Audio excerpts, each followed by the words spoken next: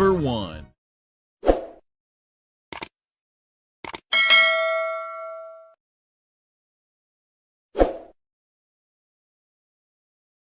Number 2. بسم الله. السلام عليكم ورحمة الله وبركاته. بسم الله الذي لا يضر مع اسمه شيء في الأرض ولا في السماء وهو السميع العليم. نعوذ بكلمات الله التامة من شر ما خلق. أحبابي سو دواada fadlan gacmo furan qalbi saafi wala shin raxiimo idin leh welcome. haddaad hore ila joogtay halkaa ka sii like iyo share-ka iyo comment qurux badan. haddaad igu cusub tahay fadlan waa codsi walaaltinimo subscribe-ka iyo saar. أحبابي caaw waxaan rabaa inaan la qaybsado cunto ma sha Allah caafimaad leh. alaabtan ayaan ka sameynaynaa marka insha Allah waa qamadi jajab ah laakiin waa kan waan soo dhaqay. shirimbiskan ayaan ku sameynaynaa isagana iyo qudaarahan kala nooca ah. marka hadda kan waa kartoonka leen rabay inaan tuso for example ahaan. halkana basal baan kusoo googoostay.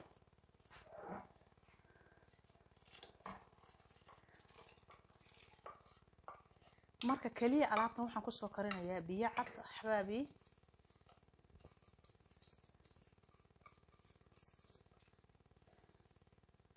asaga marka hore biyo cad ayuun baan rabaa inaan ku kariyo.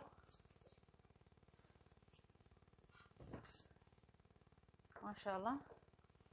marka dhinacan shawlada dabka kale ayaan wareejisanayaa. kan distigana waxaan saaranayaa shirimbiskii suugada rabaa inaan asagana kusii diyaarsado. hadhow waan isku wada daraynaa insha Allah. saliid saytuun wayaan saliidaan isticmaalayo.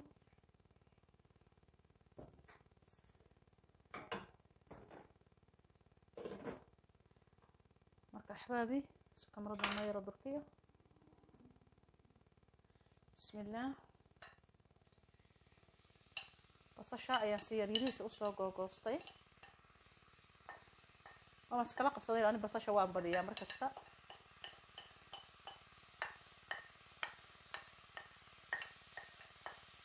waa cunto yar oo aad u fudud aadna u macaan saxadeeduna ma sha Allah tahay. sheekadu waa intaas. burgalka halkan ay noo soo saaray burqul haddaad maqli jirteen kani maaha. waa kaas magaciisa waad aragtaan af jarmal ahaan buu laakiin san ugu qoran yahay laga yaabaa mid kale hoosna mid kale ku qoran. marka axbaabi waa kan san ayaan hawsha u soo wadayaa. kamaradayda xoogay mugdi baad moodaa inuu ku yaro jiro sababta oo ah inoo qoraxdana ma rabi inay xoog noo qabato. marka kan ayaan halka si fiican u soo shiilayaa. suugadana basasha soo gududato insha Allah. أحبابي بصشي ويجي جدودتي مركا هذا شكل أيام كدرايا. أما قبقب نوالا لها علافن.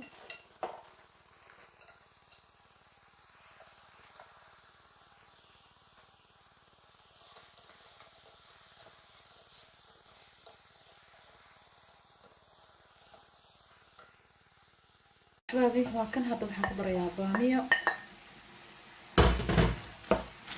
baamiyaha ayaan rabaa inuu qudaarta kale cabaar ka soo hor bislaado.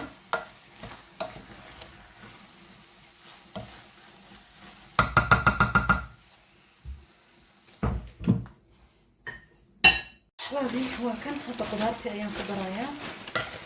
alaabta hore way bislaatay. halkaas qaybta intaasaan taasoo daray isku jirto wax walba tomaato sakooni saytuun wax walba isku jira. waxaan ku darayaa fiiniskan ama digirtan qofka sida u sameeyo ama bitu bawaaga qolo walba sida u taqaana.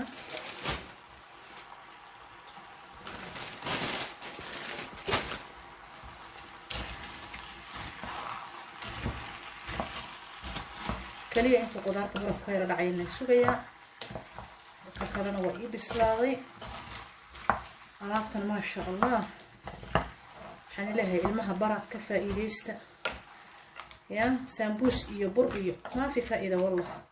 مرمر يا بفها لا اسكحيسي وفي عنتها لكن waxaan calool istaag iyo saxad darro ahayn iyo kastrool iyo bakti ma keenayo marka walaalahay aan isku dhiirigelino cuntooyinka caafimaadka leh insha Allah kaas marka hadda halkan waxaan ku haystaa basbaas paprika xawaaji hilib ama xawaaji dhulub maraq digaag sanjabiil basbaas kulul basbaas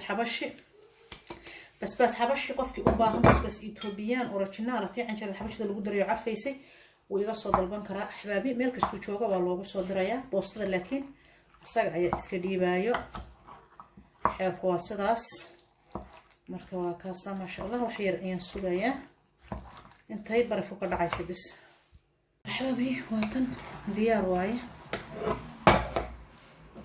kana waa kan diyaar waaye wixiiba waa wada diyaar marka qorax way haysa ka raali ahaada hadda waa la isku darayaa hadda gab ayaa la isku siinayaa alaabta